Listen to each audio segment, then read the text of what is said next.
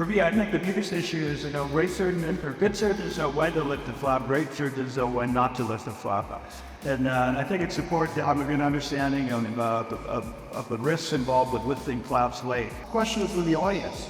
You ever do a ring, you set up flappy side wheel flap rather than lift it?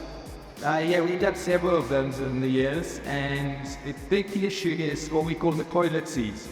And we're right into facial. I gave you got spots proud very and you've been going. Let's ask a very controversial question now. And one that you made me sanities here, but not to call out here. It's a 5-minute video. The more you know, the more you need to know more. The first thing you have to decide what map you're going to use. I'll use the axial curvature maps, which we all use. But the elevation map, I don't see uses all.